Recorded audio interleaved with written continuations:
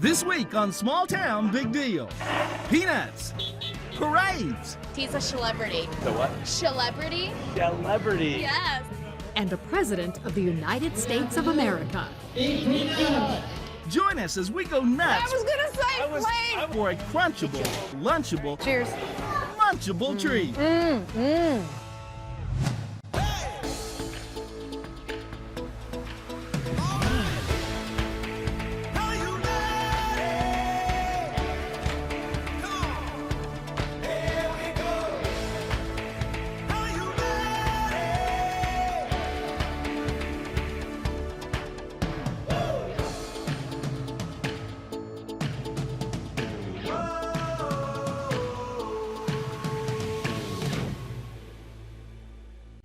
Welcome to Small Town Big Deal. I'm Rodney Miller. And I'm Jan Carl. You know, on our show, we can get a little nutty. And today, in keeping with that tradition, we're honoring the peanut. It can be crunchy, creamy, or even candied. But in a nutshell, it's a food that is fun as it is fundamental.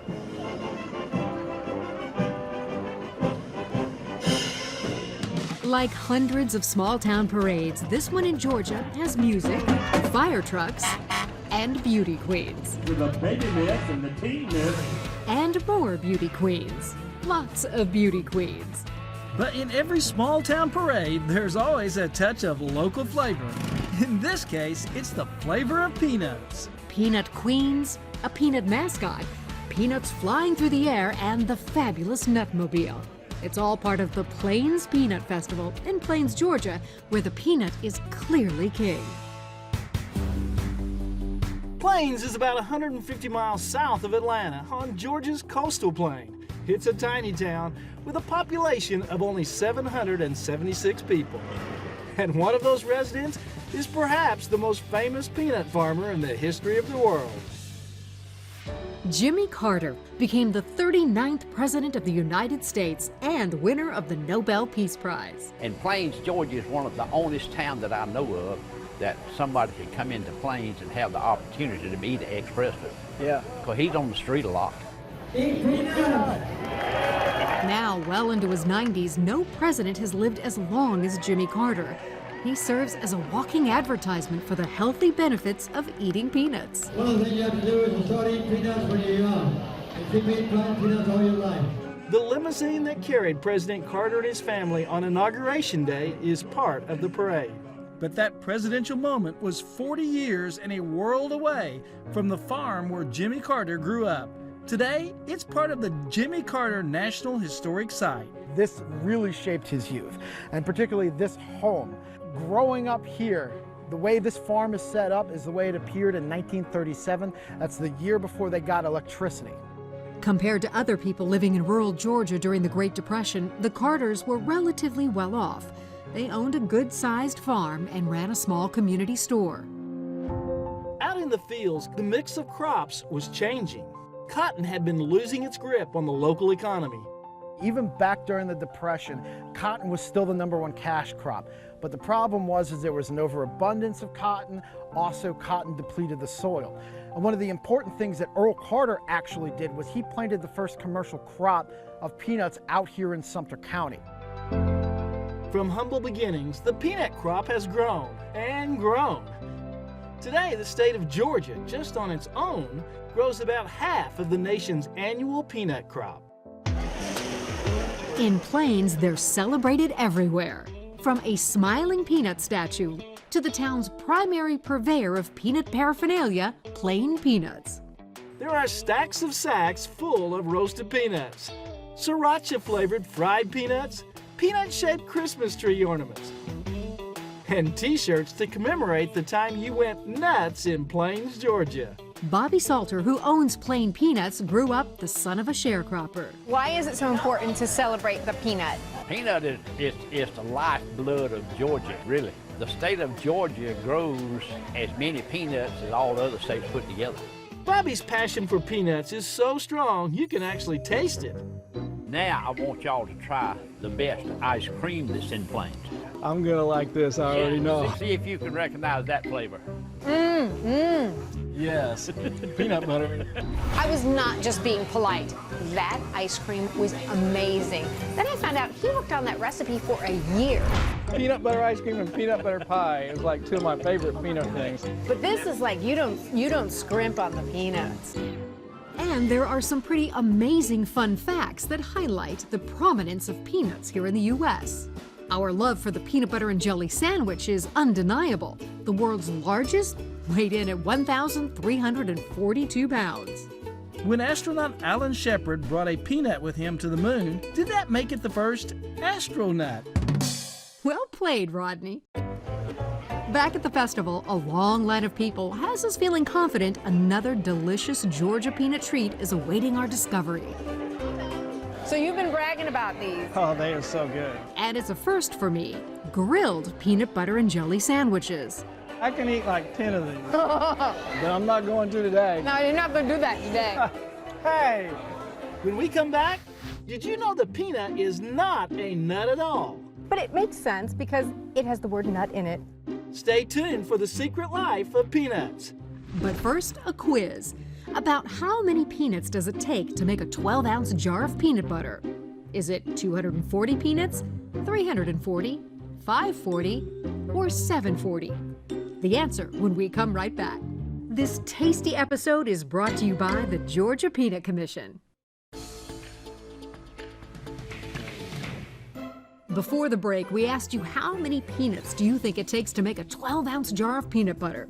The answer? About 540. So if you picked C, you're right. Welcome back to Small Town Big Deal. Today it's harvest time, just outside the small town of Oglethorpe, Georgia. Where farmers like Donald Chase are busy uprooting and picking a crave-worthy, crunchy commodity that you may not know grows underground.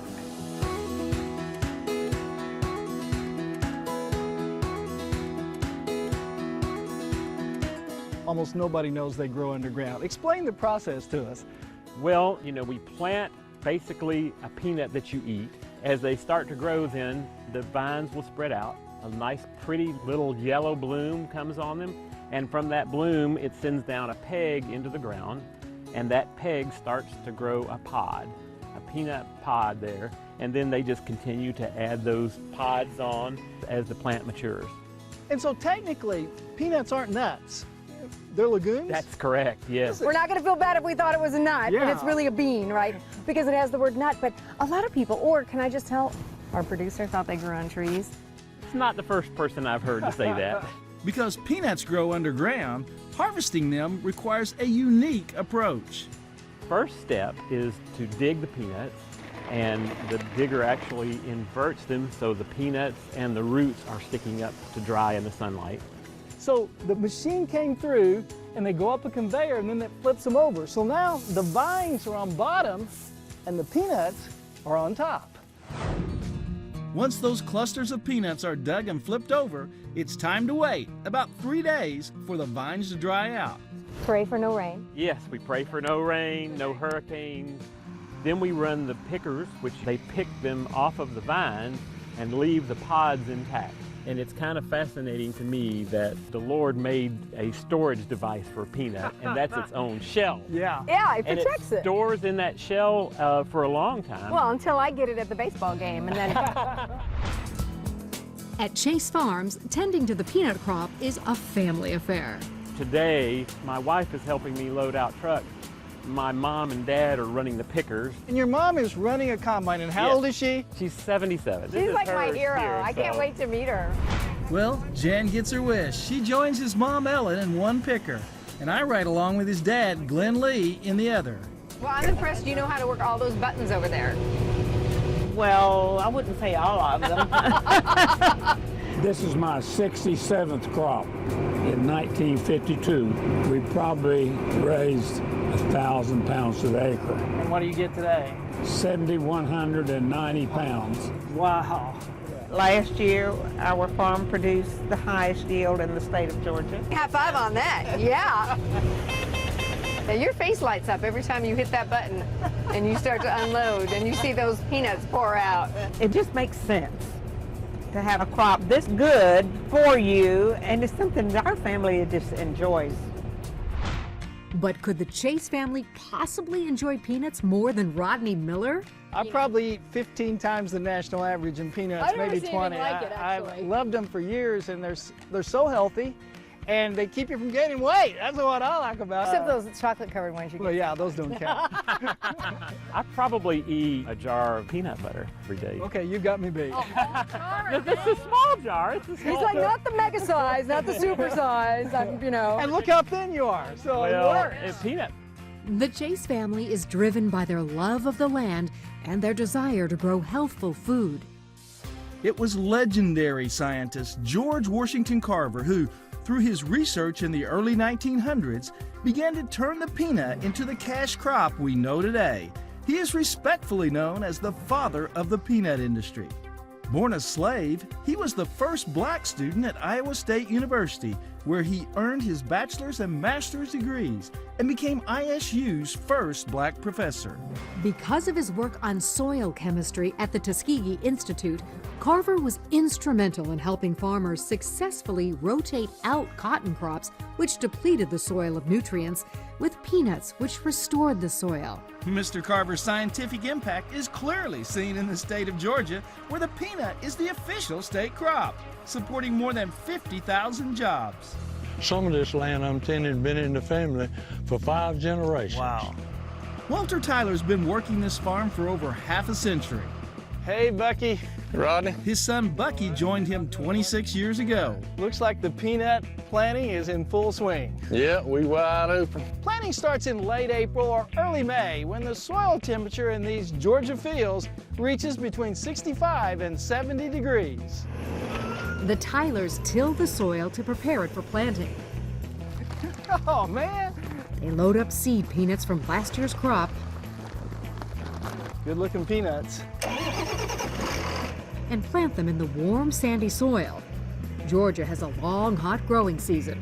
Farmers leave the peanuts in the ground for about 140 days. So, Walter, what's it like running a family operation and having your son farm with you? And It makes me feel proud, good, and he's done excellent with it. I might be a fair farmer, but I say he's a good farmer. Walter is being modest. The Tylers are considered some of the best farmers in this part of Georgia. When we come back, a sticky situation that's all good. Turning those delicious Georgia peanuts into peanut butter. Just smash it? And meet the queen of peanut brittle. You won't believe the flavors she pairs with peanuts. Chocolate, cinnamon, Cajun. Stick around.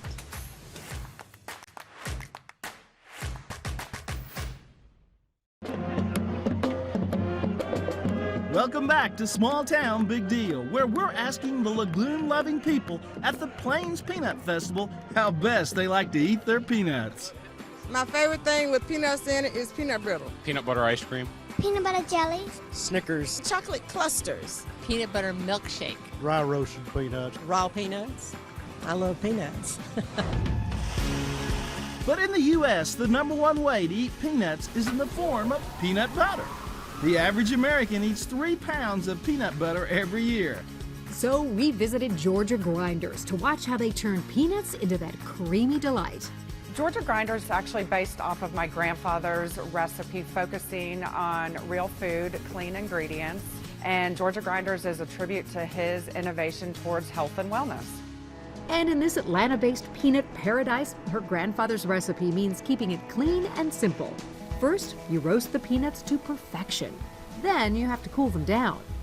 Next step is grinding them into crunchy, or my favorite, creamy.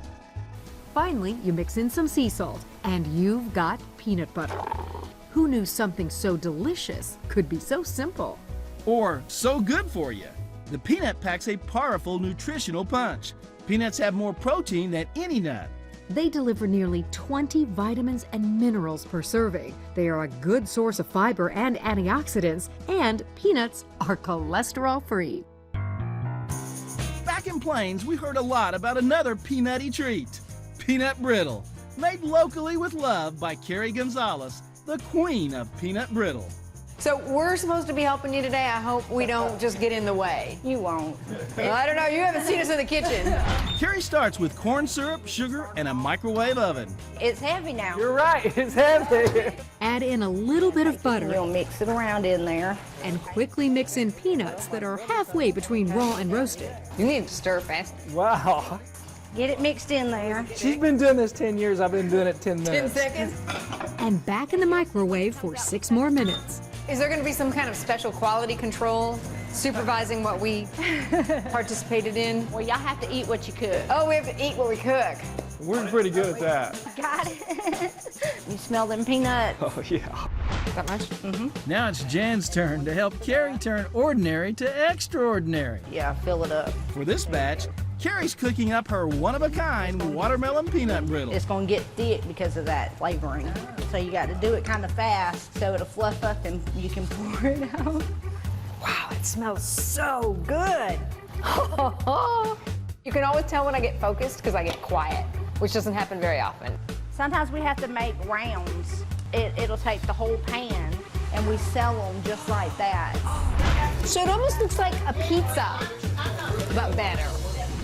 How many flavors of peanut brittle do you make? There's actually 10 different flavors now. See, I didn't even know there were different flavors of peanut brittle. Well, see, that's because the peanut brittle queen came up with them. You came up with them? Yes. Did you Wow. really? Yes. So can you list them off? Peanut, pecan, cashew, chocolate, cinnamon, Cajun, strawberry, watermelon, peach, and bacon. Bacon is really good and it actually tastes like bacon. I'm sure y'all want to taste what y'all cooked, right? Yeah. So just take it and you can flip it over. Look at that. That is a beautiful thing. And then you'll Just smash it? not too hard because you don't want it. Oh.